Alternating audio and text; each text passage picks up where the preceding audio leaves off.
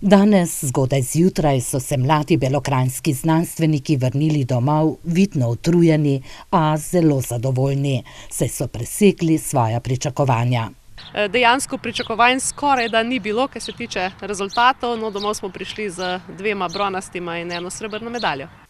Kar je rezultat skoraj leto dni trajajočega projekta, pravi Fabjanova, sicer profesorica na črnomaljski srednji šoli. Za dijaki je ogromno dela, seveda s pomočjo mentorjev so naredili raziskovalne naloge iz različnih področij v angleščini, tudi predstavitve so bile vse v angleščini, 15 minut so morali lepo razlagati in odgovarjati na zastavljena vprašanja znanstvenikov.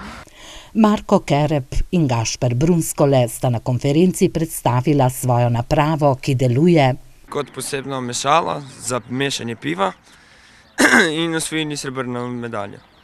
Nika Vrlinič in Anže Rom pa sta se domov vrnila z bronastima medaljama. Naredila sem raziskovalno nalogo iz področja ekologije, kako pomagati preživeti kranjski čebeli. Anže pa se je lotil naprave za branje Braillove pisave za pomoč slepim, pa tudi videčim, ki bi si želeli brati Braillovo pisavo. In deluje ta naprava? Da, deluje. Vrhunsko je bilo res, spoznavanje novih ljudi, nove izkušnje, nove sposobnosti smo znašli svoje.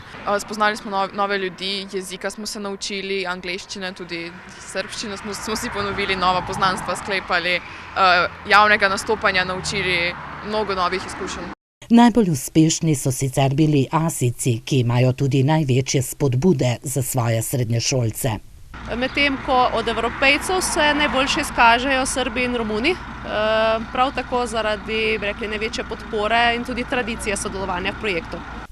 Prihodnje leto bo v projektu sodelovala tudi Slovenija, kar pomeni, da bodo najprej potekala šolska, regionalna in državna tekmovanja mladih znanstvenikov.